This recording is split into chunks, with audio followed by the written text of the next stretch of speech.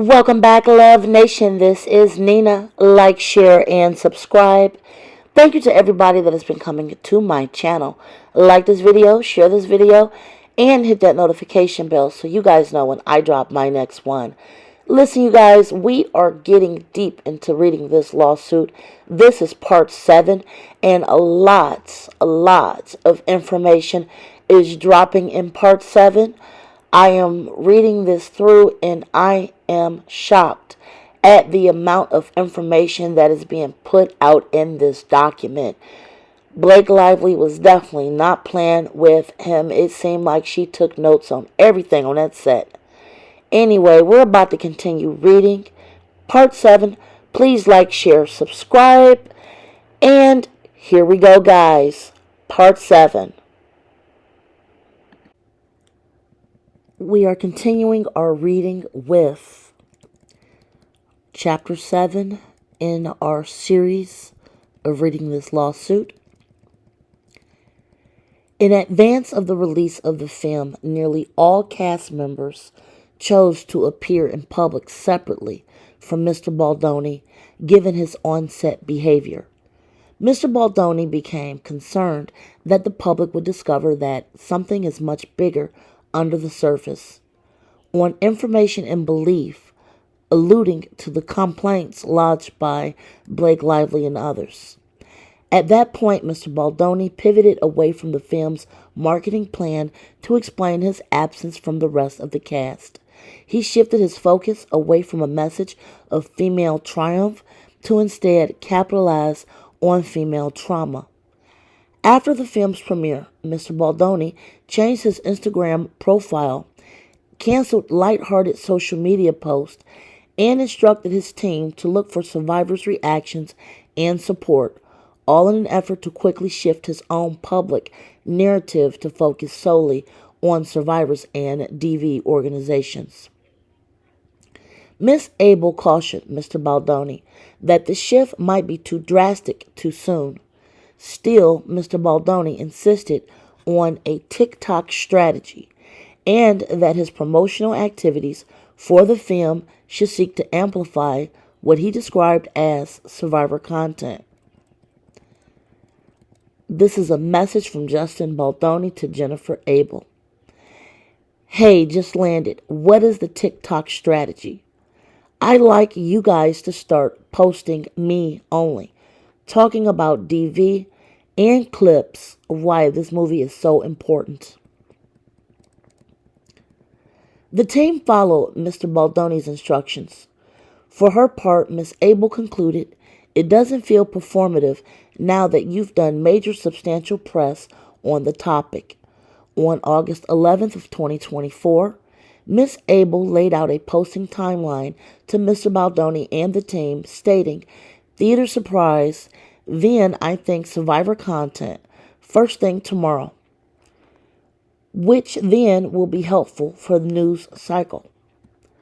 By repositioning Mr. Baldoni's marketing of the film on information and belief, Mr. Baldoni hoped to create the false impression that he had chosen not to appear alongside other cast members. Mr. Baldoni directed his team to share on his public Instagram feed the private messages he received from survivors sharing their stories of DV with him. Mr. Baldoni's team talked him out of this idea, writing that they do not recommend using private DMs as content. And here's another informational text from Justin Baldoni to Jennifer Abel. Also, I need you guys to be really on the stories I'm tagged in. I think you should let all people DM me so you can see people's reactions to the film. And I can be reposting everything. These next 36 hours are crucial, and we need to be on it, looking at everything, finding the most emotional and touching content from survivors, supporting this film and reposting. Need you to be finding survivors, sharing their stories, and amplifying them on my page and TikTok. Mr. Baldoni went so far as proposing to share a video of a woman's birth moment, but his team talked him out of it, warning that it might be perceived as weird and was too intimate. Still, Mr. Baldoni's team was more than willing to deploy survivor stories, reactions, and images to protect Mr. Baldoni's image. Next chapter, Mr. Baldoni and his teams formulate a retaliatory plan. Wayfarer knew the details of Blake Lively's and others' concerns. The HR complaints raised regarding Mr. Baldoni's and Mr. Heath's behavior, Blake Lively's contractual writer, and the January 4th, 2024 meeting to discuss their behavior. In addition, Wayfarer's PR team knew about the claims by Blake Lively and others, as well as the protections writer, as Wayfarer sent the materials to them in November of 2023. As early as May of 2024, Mr. Baldoni told his team that they needed a plan to get ahead of the claims against them in the event they were to go public. Specifically, Mr. Baldoni wrote, "Just want you guys to have a plan. Plans make me feel more at ease." May 17th of 2024, Mr. Baldoni texted his publicist, Jennifer Abel, that Blake Lively's husband had blocked him on social media, stating, "We should have had a plan for if she does the same when the movie comes out." In June of 2024, a month after Mr. Baldoni's first promotional event for the film, Blake Lively and others in the cast fulfilled their first publicity obligations for the film without Mr. Baldoni. They did not publicly discuss the misconduct that had occurred on set, nor did they ever suggest to Wayfarer or Mr. Baldoni that they intended to discuss their concerns publicly. Yet, on June 20th of 2024, Miss Abel texted Mr. Heath her concerns. "We can't have fans starting to guess why JB is left out of this stuff." Likewise, Mr. Baldoni strategized with his publicist, Miss Abel, about various ways in which they might cover up or explain away his on-set misconduct.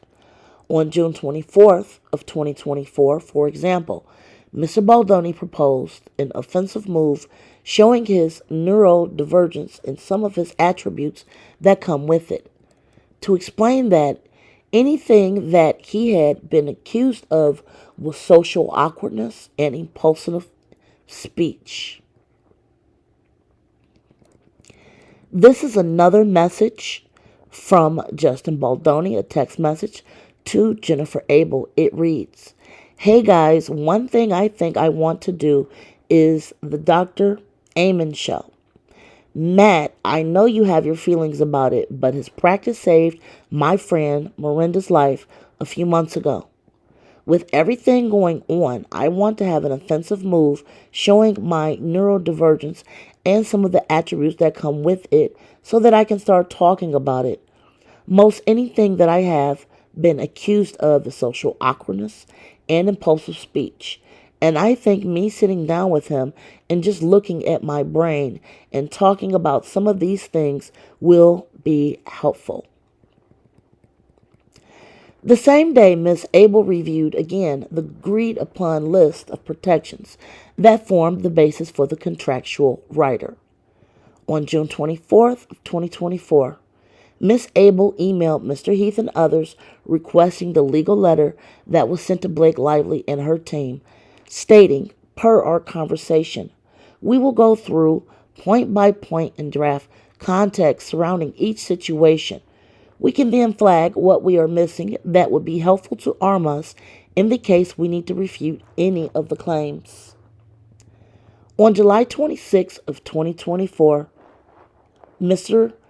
Baldoni sent Ms. Abel a Variety article about Francis Ford Coppola's inappropriate behavior on set during production of his movie Megalopolis, including his alleged kissing of a cast and crew, as described by unnamed sources. In conveying the article, Mr. Baldoni stated, "This is the crap that I'm sure they want to do. Unnamed sources. On July 29th of 2024, Mr. Baldoni and Ms. Abel discussed a proposal to get ahead of any potential publicity regarding Blake Lively's HR complaints against him with a social and digital combat plan. Section F. Wayfair engages Melissa Nathan and the agency group on behalf of Mr. Baldoni to launch a retaliatory campaign against Blake Lively.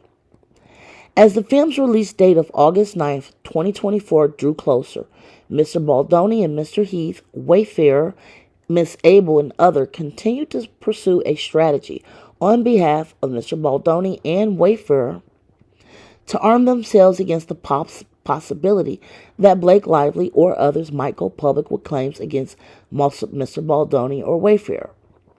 This plan took shape with Wayfarer's retention, on behalf of Wayfarer and Mr. Baldoni, of Melissa Nathan, which occurred on or around July 21st, 31st of 2024.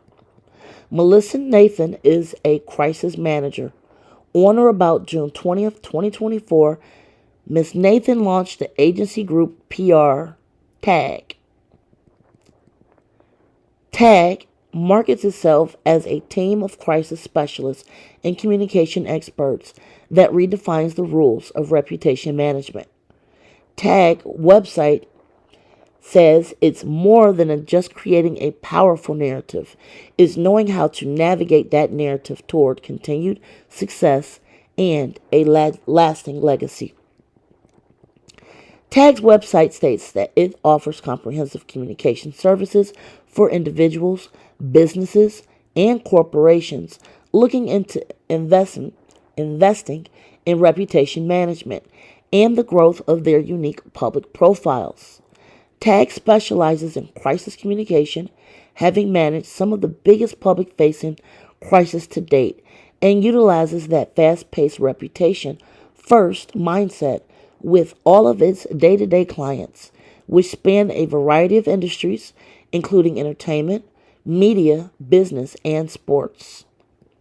TAG services include messaging, narration development, media relations, crisis communication and management, as well as digital, social strategy, among others. On July 31st of 2024, Wayfarer had started to put together a timeline of events to be shared with Ms. Nathan and TAG. According to TAG's own planning document, the purpose of Ms. Nathan's engagement was to help Mr. Baldoni get ahead of a narrative and mitigate bad press that might arise from Blake Lively and others' HR complaints becoming public by engaging in techniques such as rapid response communication system, cataloging third-party advocates willing to provide a potential quote, or engage with reporters on Mr. Baldoni's and Mr. Heath's behalf to mitigate negative narratives around a source outside of Wayfair.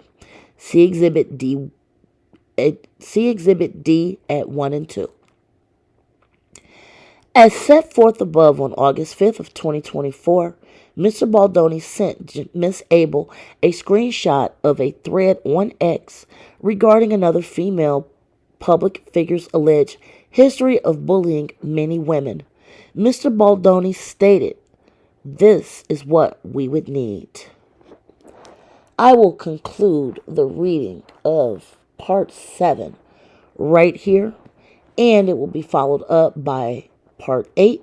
So please like, share, and subscribe to hear more about what is going on inside of this lawsuit. Till next time, be safe. Enjoy your day. Bye, guys.